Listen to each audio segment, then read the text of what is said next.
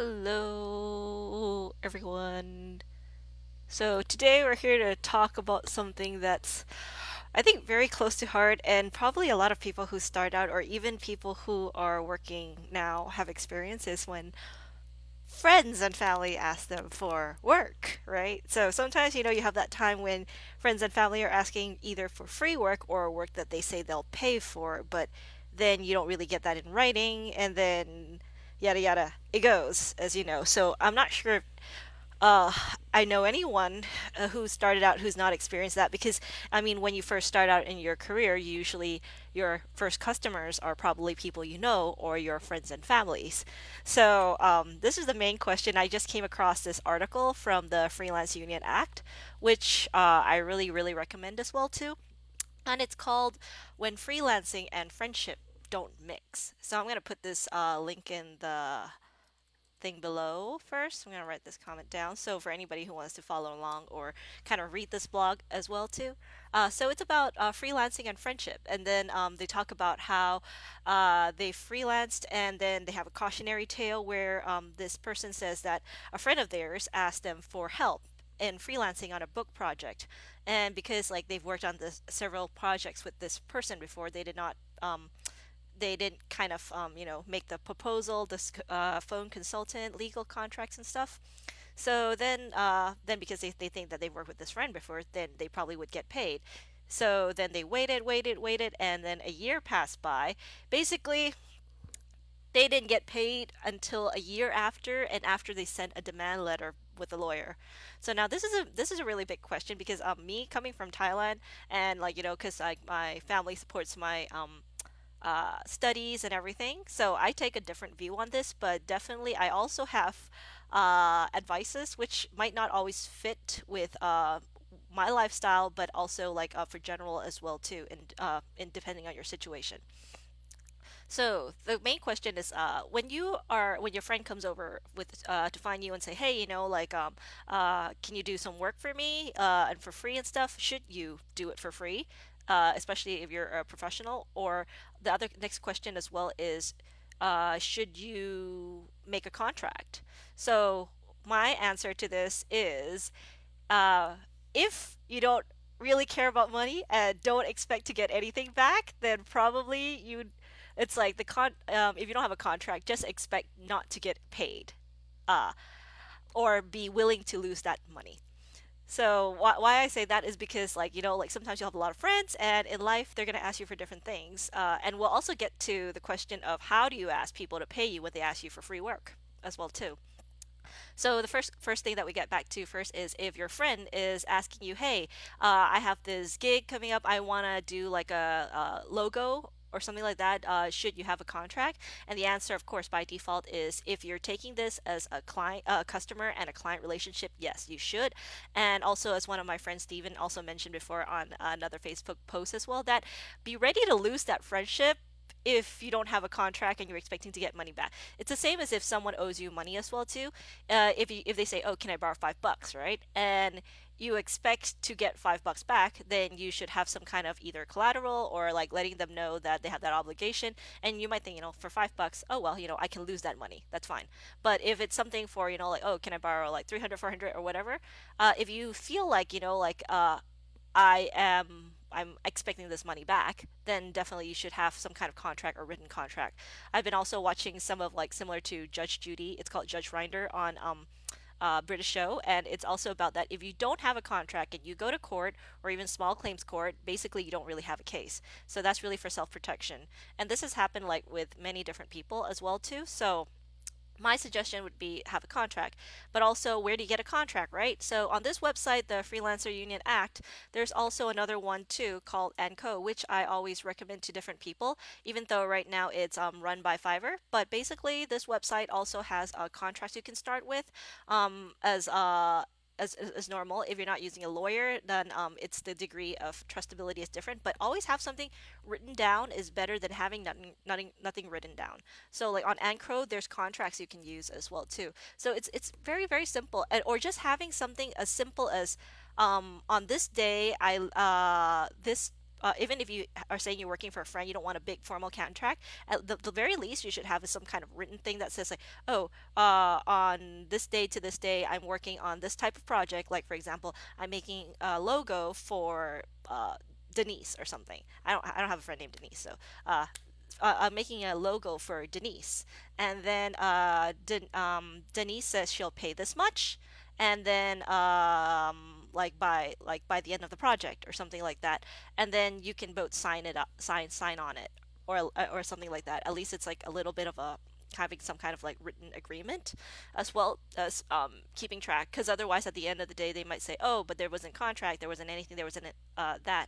So my own cautionary tale is I come from Thailand, where when I started out from university, there's a lot of different, you try to freelance and things like that. And I had a friend from university who had their sister-in-law.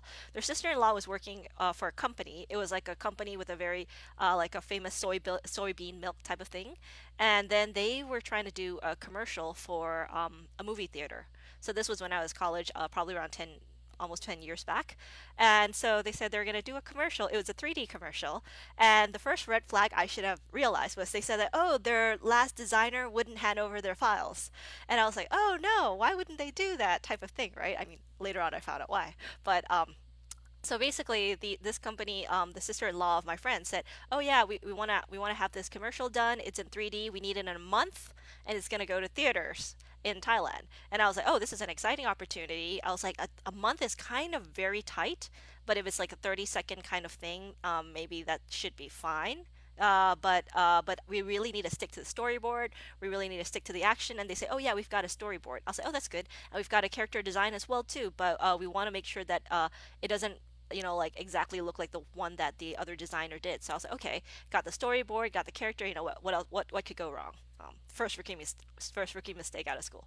So then afterwards, what I did was that I created a contract, but I did off the top of my head I didn't really know how to create a contract. So I used one that like my previous friend gave to me because he owned a company. He was like, "Oh, here, there's these formats," but not knowing how to alter some things, I just left some stuff out. I didn't put any penalty in. I didn't put anything about like, oh, if you cancel the job halfway or something like that, how much they would have to pay or how much deposit they would lose. And even more stupid, I did not take a deposit because I said, oh, you know what? Let's do the work halfway first, and after the work is done, 50%, then I'll take a deposit. Okay, second mistake. So basically, before you start working, you want to have some kind of deposit, especially if it's a big job and if it's a job that you have to pay other people for. So with this particular job, because it was in Thailand, and I was like, okay, I'll charge like a couple $1,000s, and then I'll kind of like get with my friend who works at an animation studio, also kind of just talk to them, and like they can do the animation portion for me, and then I'll work on the character and like modeling and all these different things too, because they're a professional animator, so they can do it fast. So I know that they can get it done. So I'll say, okay, like out of this money, like maybe like 1/5, I'll save this money to I'll have my friend animate for me so that I can pay them for that. So basically, I said I would get that first half after I kind of did half the work. Big mistake. So, anyways, going on, moving on onto the tail is that like so through the week, like the first week, I was just like looking at their storyboard, creating character, showing it to them. They really liked it. They also said, I also asked them as well if there's just one layer of approval. I said that, oh, like who has to see this work to like it? And they're like, oh, just us. If we like the work, then we can just like go on straight away because they were in a tight deadline.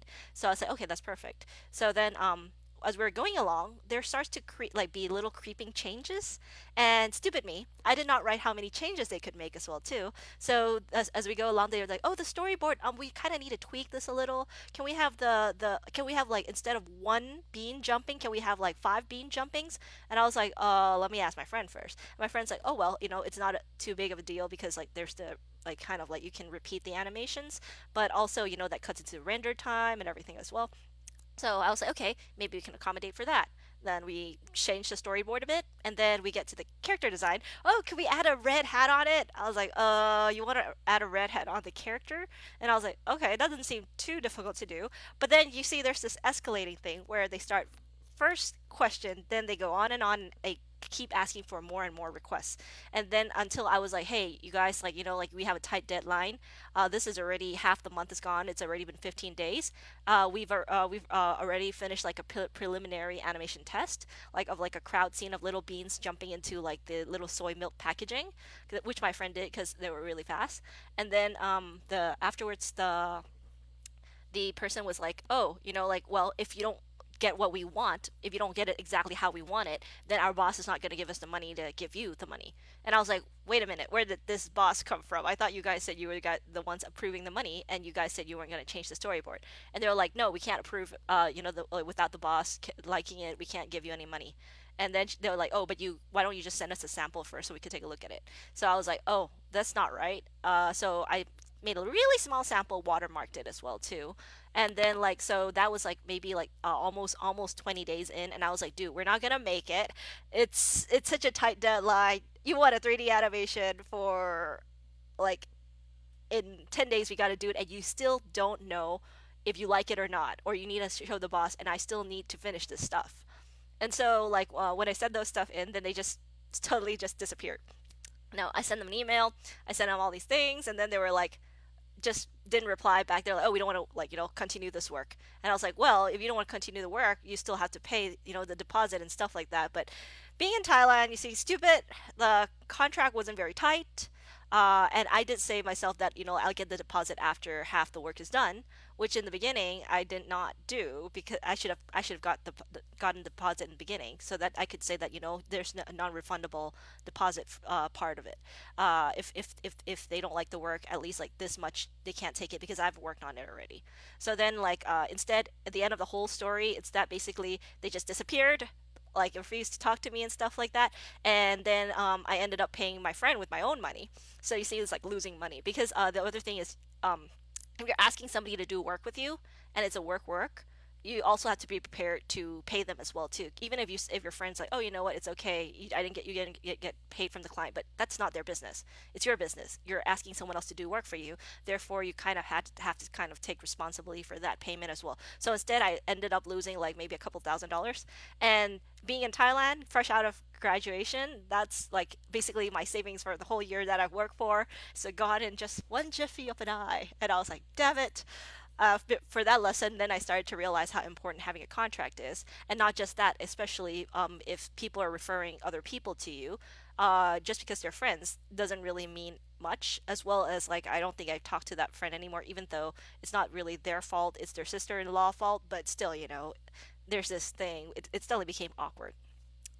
So I think the cautionary tale here is that number one, definitely have something in writing or contract. Number two, kind of like be prepared to kind of if you're hiring somebody or your friends, be prepared that, like, to know that if you don't take a deposit up front enough to cover their part of the work, you might have to pay for that as well too. So now whenever I take on a piece of work, I always try to ask for the deposit, at least to cover the amount of work that is going to be done, not just by me, but also by whoever I'm working with, partnering with, or like contracting, subcontracting as well too.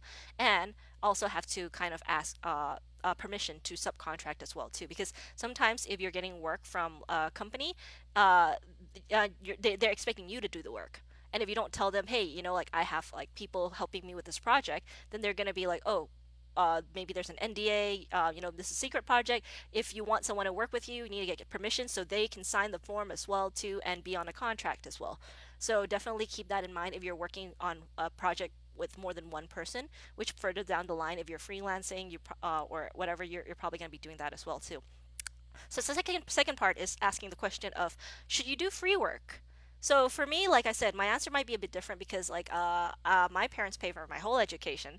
So therefore, for me, whenever it comes to my mom, my cousin, I'm not gonna charge them. They're my parents. But I know that usually in America, and there's difference of opinions here, is that if if someone is making money out of you, you should charge them, or especially if they're not a close relative as well too. Like I said, my circumstance is different, but on a usual basis, if you are treating the relationship as a client to customer relationship, yes, you should definitely charge them, especially if they're going to take a lot of time. If you're deciding to do free work for them, then you have to state things up front, like the requirements or the limitations. Otherwise, the work can drag on for a very long time. Suppose, like, my mom asked me to do a lot of logos, which sometimes she uses them, sometimes she doesn't, but it's fine because it's my mom. So I take it as a hobby thing, build relationship building. But for example, if your cousin comes over to you and asks you, "Hey, I need a logo for my business. Can you kind of like make me one?" And then I'll pay you for it. So remember, they're already saying they're going to pay for it. Then therefore, you're going to want to say, "Okay, that sounds good, but here's my contracts and terms of condition." So the first thing you want to do is limit the conditions. For example, if you're doing a logo, you can say, "Oh, I'm limiting this to two major revisions and three minor revisions."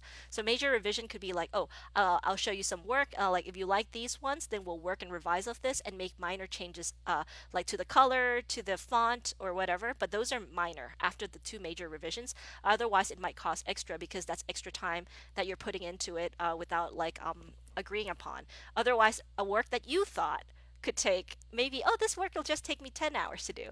But no, it's going to take you 40 hours to do after they come back and say, "You know what? I've decided to change my company from a bee logo to a bear logo. Can you make a bear instead of a bee?" And then they'll come back and say, "You know what? We're changing our whole company from like a honey company to a dishwashing detergent company." So, and you're still on that project, and then of course later on down the line, it's a little bit harder of you to say, like, especially to somebody you know, sorry, that's a whole different project. But if that comes up, that is definitely a whole different project as well too.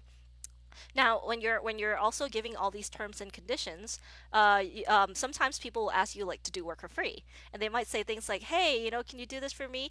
And of course, sometimes you feel awkward, you're like, you don't know how to ask them if they can pay for you or not. Or basically, sometimes they may have like, "Oh, I have an animation I want to pitch, so like, could you kind of do work for me? Like do my character design?" And so that's a very common one that comes up. So the main thing about that is, if somebody's asking you for work, first thing you can ask first, like, oh, what's this project about, right? Because you want to know what the project is about. Give yourself a frame of reference. Don't answer yes right away, and then you want to say that, "Oh, I have quite a bit on my schedule, but why don't you send it over and I'll take a look at it? And what's the compensation?" So you see, when you asking first, like, "Oh, what's the compensation?" This is the time when they can say whether there's actually a budget or no budget, or if they're expecting you to work for free. But you want to start a status quo that kind of let them know that, "Hey, I usually work for free. I mean, I'm not work for free. I usually work for money." Uh, Even though like you decide that you want to charge later, or you want to do it for free, that's fine. But you want to set the status quo to know that, like, I usually get compensated for my time because I'm very busy. But if your project is that interesting, maybe I can cut a bit of this time to do that for you. So when they come over, and then sometimes they'll kind of be taken aback. They'll be like, "Oh, I don't have a budget."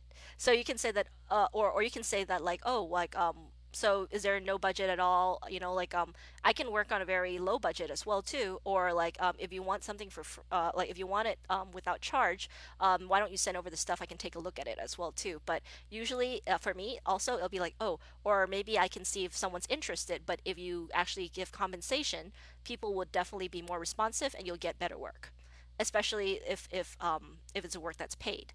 So that's the second thing, to kind of give it into their thought that, like, "Hey, you know what? If I'm interested in the project, I might consider taking this on without pay. But just to let you know, this is like, on a usual basis. You want quality work, you got to pay for it. As well as, if you want me to refer you to someone else, people are most likely to say no, or you will get not the quality you kind of want unless you kind of pay for it." That's the deal. The second part of it you could also ask as well too is like, "Oh, what's this project for?" Right? So if it's something they're getting paid for, you definitely want to start asking for compensation. Or even if they're, let's say, saying it's the potential of getting paid, you have to kind of decide whether this project looks like something you're interested in or not. Or if it's not, is the return of investment, like deferred payment, for example, or like a partnership, is actually of interest to you. is it actually worth your time as well too? So that's the other thing, because I know one of my friend, he's a VisFX artist, and somebody asked him like, oh, would you like to work on some stuff for our app, and stuff like that as well too, for different, like for equity or for compensation and things like that.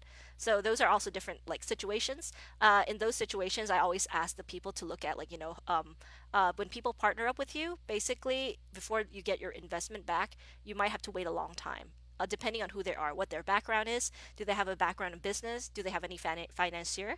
Do they have like all these things that are going to bring money back, or how they're planning to generate their revenue, or whether even how big their competition is, because you might have to wait 10 to 15 years to actually get something back, or you might not get anything at all.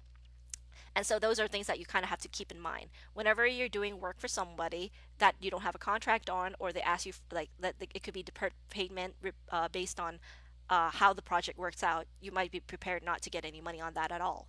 So you have to be really choosy with that, because there's going to be tons of opportunity out there for you to do unpaid work. The Whether or not it's worth your time, does it give you something new, like like something that you wanted to train on that you don't have the skill set to, then that's something you might consider. Because for me, of course I've done pro bono work, and rather than saying unpaid work, I say pro bono, because I was like, this is something that I do out of my own time.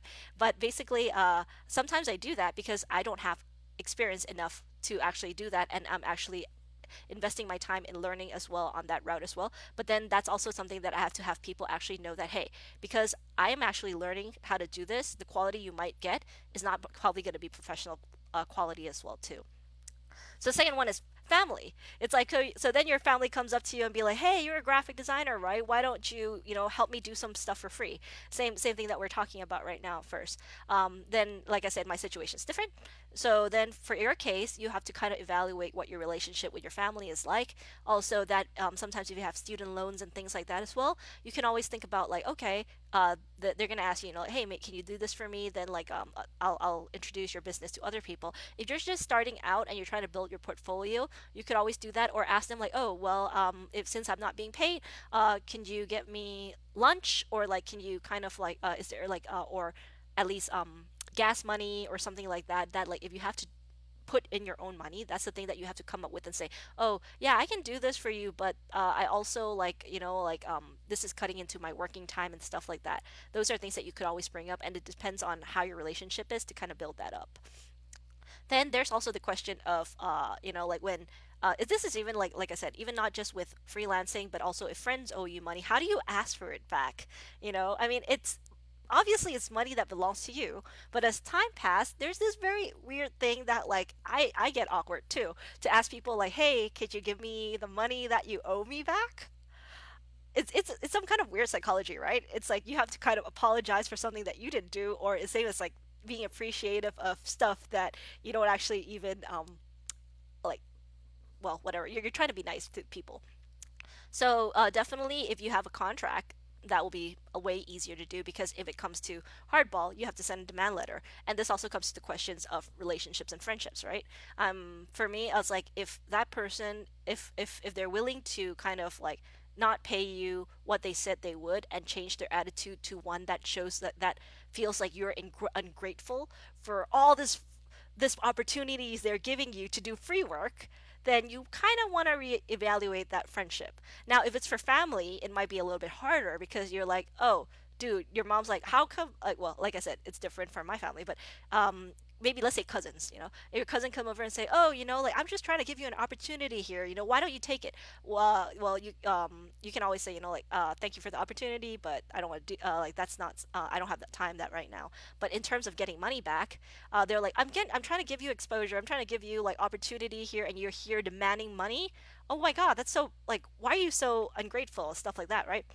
Then you have to let them know too, well, the usual, I have bills to pay, because you obviously do. But the second part of it too is, well, I think it's more valuable that, like, if you said that you were going to pay me for the stuff, you obviously know that this is in training, so therefore like the work that you're getting might not be as good, but like, we've already agreed on this, so therefore it's written in this document. And therefore, like, for you to change your mind now, that makes me feel a bit sad, that you're trying to guilt me out of doing work for you for free.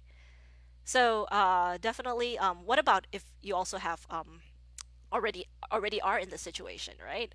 That you don't have a contract, and they said that they're going to give you money, but they haven't. Well, the main thing is that you'll probably have to keep asking them over and over. But if you have a witness, that would also be another really good thing, because then you could always like call out your witness and say, hey, this person was here as well when we kind of talked about this. Have you forgotten about it? And there's also times that people will be like, oh no, I haven't forgotten about it. I'll pay you. I'll pay you. So you might want to try to find time to see if you can meet up with them, or say like, oh yeah, well, I'll be in the area at this so and so dates, like I can come over and pick up the money myself if it's not if it's too much trouble for you to kind of get the stuff. But the main thing is to understand that like these things will happen, and if you don't put something in place, that's probably going to be like a little bit harder to get it afterwards. But then at least what you'll learn is you probably don't want to do this again, and you probably want to reevaluate your relationship with this person as well too. So that's like definitely another things to think about. And you can always say things like, oh, like if you're doing work for free, well, this time, like, like I just wanted to show you what I can do and stuff. But like next time, like please let me know and I can give you a discounted rate from what I do. So like, people love friends and family discounts. But in that way, you can also make sure that they kind of know that, I'm going to start charging you, is what I mean. So I think that's mainly the main thing about cautionary tales. There's also like a bunch of things to think about as well too. But you can also check out the blog that I put a link to about the Freelancer Union, because they have a lot of really good resources here. Not just about freelancing and friendship don't mix, but they also have things like know your tax exemption, deductions, and credits. And they also have great information about things like how to seal a deal on client calls, or like just in general, really, really good things. And also, there's this thing where you can join and become a member as well too, and it's free for the newsletter and stuff. And you can get all this like great information there. I'm not sponsored or anything, but I really like what they're doing, and I think that that should be something that gets a little bit more. So that's it for this time. It's mainly just talking about, friends and relationship and stuff. If you have any questions, you can just post it in the comments as well too. So that way, if I come back in during the week, I can just answer that as well too. Okay, see you guys. Bye bye.